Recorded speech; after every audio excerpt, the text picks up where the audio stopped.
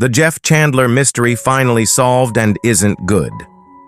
Jeff Chandler was born Ira Grossel on December 15, 1918, in Brooklyn, New York, was a strikingly handsome and immensely talented American actor and singer whose career left a lasting imprint on mid-20th century Hollywood. With his prematurely gray hair, tall stature, and resonant baritone voice, Chandler became a popular leading man in the 1950s, admired for both his physical presence and his quiet intensity on screen. His life, though tragically cut short, remains a poignant chapter in the golden age of film. Raised in a working-class Jewish family, Chandler developed a love for the arts from an early age, despite facing the economic challenges of the Great Depression. After graduating from Erasmus Hall High School in Brooklyn, he pursued acting at the Fegan School of Dramatic Art in New York City. Determined and diligent, he worked in stock theater and radio, honing his craft and laying the foundation for what would become a promising career. During World War II, Chandler served in the U.S. Army, where he was stationed in the Aleutian Islands. His time in the military only intensified his sense of discipline and commitment, qualities that would later define his approach to acting. Upon returning to civilian life, he transitioned into radio work, gaining recognition for his distinctive voice. This vocal strength ultimately led to film roles, beginning with small parts and gradually growing into major studio productions. Jeff Chandler's breakout role came in 1948 with his portrayal of a tough gangster in the film Johnny O'Clock, but it was his powerful performance as Cochise, the Apache chief, in Broken Arrow, 1950, that propelled him to stardom. For this role, he earned an Academy Award nomination for Best Supporting Actor, a notable achievement, especially considering the racial dynamics of the time. His dignified, humanistic portrayal of Cochise marked a turning point in Hollywood's depiction of Native American characters and showcased Chandler's range and sensitivity as an actor. Following the success of Broken Arrow, Chandler became a sought-after leading man, starring in a wide range of films across various genres. He appeared in adventure dramas like Smuggler's Island, 1951, war epics such as Merrill's Marauders, 1958, and westerns including The Jayhawkers, 1959. He also starred alongside major actresses of the era, including Jane Russell, Rhonda Fleming, and Maureen O'Hara. Chandler was known for portraying characters with strength and vulnerability, men who were stoic yet emotionally complex. In addition to his acting, Jeff Chandler was also a gifted singer. He released several albums during the 1950s, featuring ballads and romantic standards that highlighted his smooth baritone voice. His musical career was not as widely recognized as his film work, but it nevertheless reflected his multifaceted artistic identity. His recordings, including songs like I Should Care and All I Do Is Dream of You, demonstrated a softer side that contrasted with the rugged characters he often played on screen. Chandler also showed interest in production and storytelling behind the scenes. He formed his own production company and sought greater creative control over his projects, a move that reflected his desire to go beyond mere stardom and be a more active force in shaping cinematic narratives. This entrepreneurial spirit was rare among actors at the time and further revealed Chandler's ambition and forward-thinking mindset. Jeff Chandler married actress Marjorie Hoschel in 1946, during the early years of his film career. Hoschel, who had worked in Hollywood and on stage, had her own modest career in acting before stepping back from the spotlight. The couple initially appeared to be a happy and glamorous Hollywood pairing, admired for their striking looks and public appearances. Their marriage produced two daughters, Jamie Tucker, born in 1947, and Dana Grossel, born in 1949. Chandler's birth name was Ira Grossel, which Dana later incorporated into her surname. The family settled into life in Los Angeles, and for a time Chandler appeared to juggle the demands of rising fame with fatherhood. However, behind the scenes, the marriage was troubled. The couple separated in 1951, and though they reunited, the same problems persisted. They separated again in 1954, and that same year, Marjorie filed for divorce, citing a breakdown in the marriage. One of her specific complaints was that Chandler was chronically fatigued, so much so that he would fall asleep in public or during social gatherings, regardless of where they were. She described a man so consumed by exhaustion that his presence was often defined more by absence, even when physically there.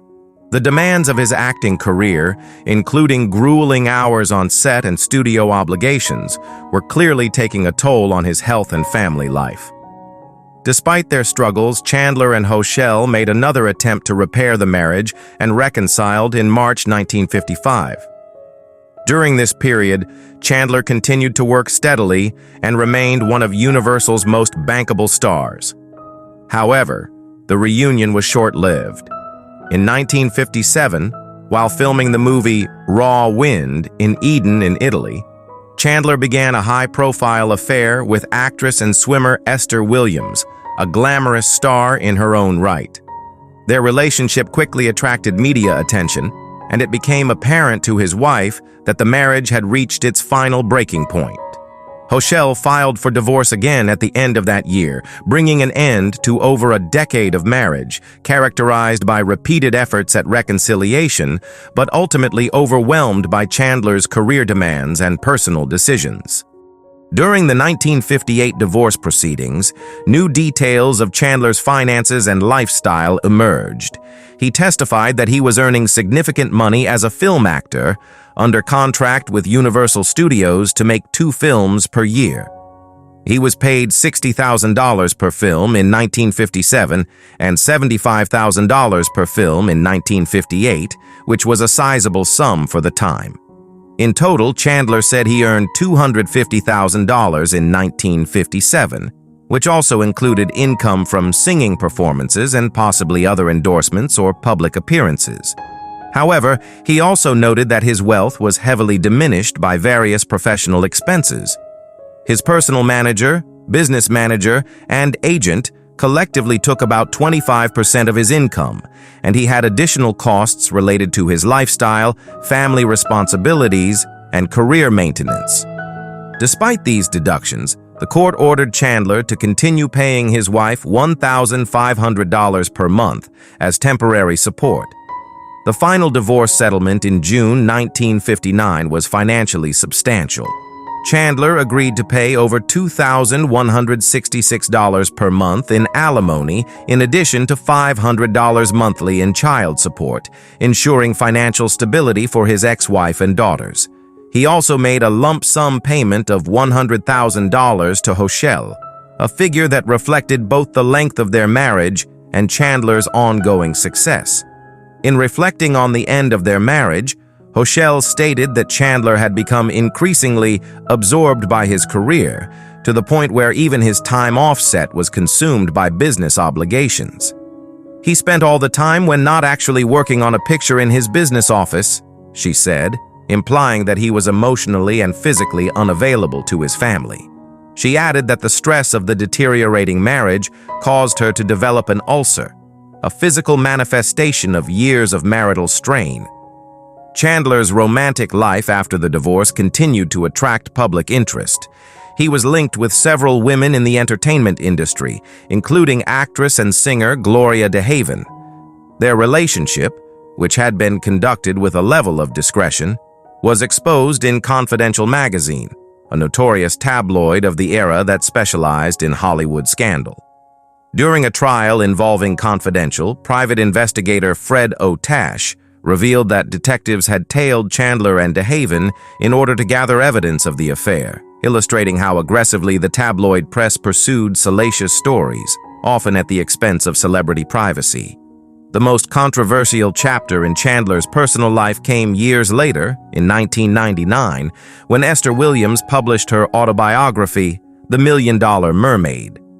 In it, she claimed that their relationship had ended because Chandler had confessed to being a cross-dresser after proposing marriage. The claim was sensational and controversial, igniting renewed media interest in Chandler's private life decades after his death.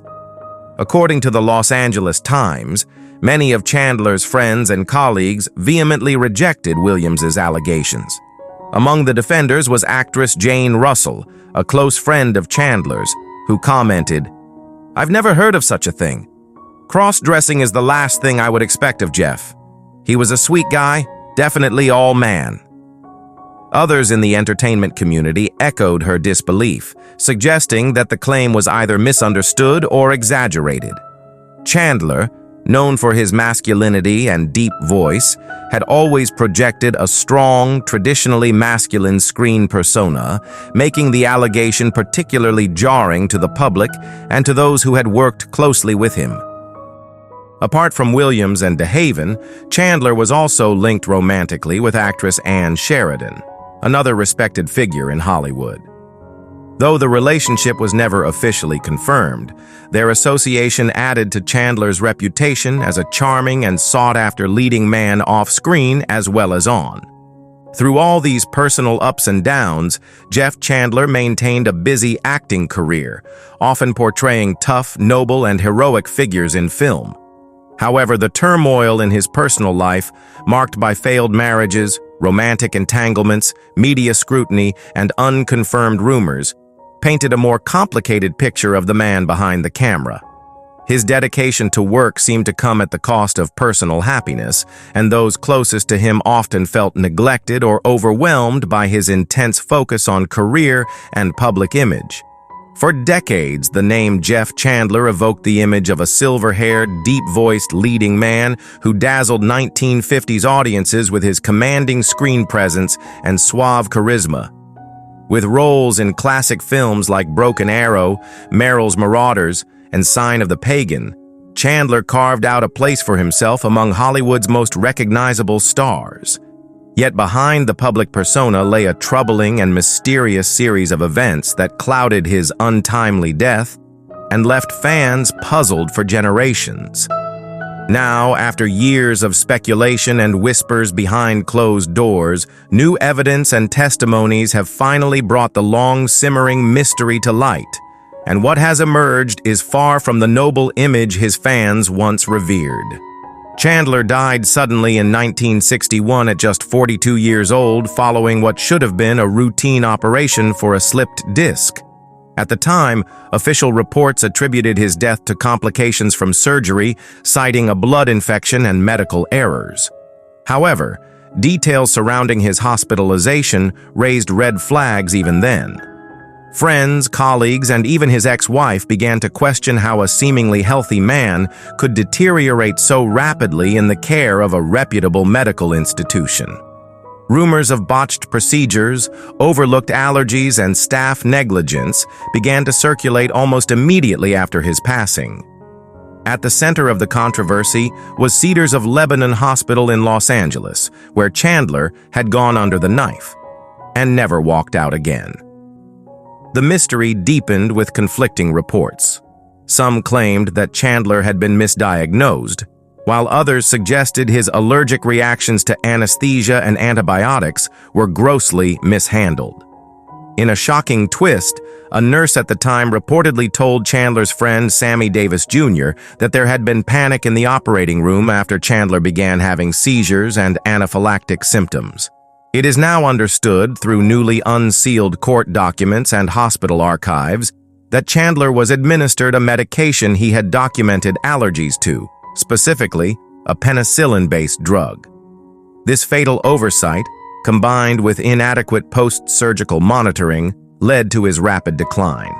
Rather than acknowledging fault, the hospital allegedly worked to cover up their mistakes, fearing legal consequences and public outrage. To make matters worse, a veil of silence surrounded the case in the years that followed. Industry insiders suspected a concerted effort by the studio system to suppress damaging information. At the time, Universal Pictures had much invested in Chandler's reputation. He was one of their most bankable stars and one of the few leading men who could convincingly play heroic roles across genres, westerns, war films, and historical epics. Negative press about medical incompetence and institutional failure would not only tarnish Chandler's legacy, but could have far-reaching implications for the credibility of Hollywood's golden age image. Adding another layer of tragedy, Chandler's personal life was fraught with tension and speculation. Whispers about his private relationships, strained marriages, and rumored affairs only complicated his public narrative. His ex-wife, Marjorie Hochel, publicly hinted in later interviews that there was more to Chandler's death than the public had been told, suggesting that emotional distress and exhaustion may have made him more vulnerable physically. Friends noted that Chandler had been working long hours on film sets and making personal appearances even while struggling with chronic pain. The stress, combined with a failure to receive appropriate medical care, created the perfect storm. In recent years, the advent of digital archives, along with renewed biographical interest in Chandler's life, has enabled researchers and film historians to connect dots that once seemed unrelated. Investigative journalists uncovered medical records previously thought destroyed, along with letters from Chandler's close friends expressing outrage and grief over what they called a completely avoidable tragedy. These revelations paint a picture not of a tragic fluke, but of systemic negligence, and possibly even a quiet cover-up designed to protect reputations and minimize liability. The final pieces of the puzzle were made public through the efforts of Chandler's daughter, Jamie Tucker, who spent years quietly petitioning for access to her father's sealed medical records. In a heartfelt interview, she described the anguish of not knowing the full story behind her father's death. "He wasn't just a star, he was my dad," she said, "and he didn't deserve to die like that."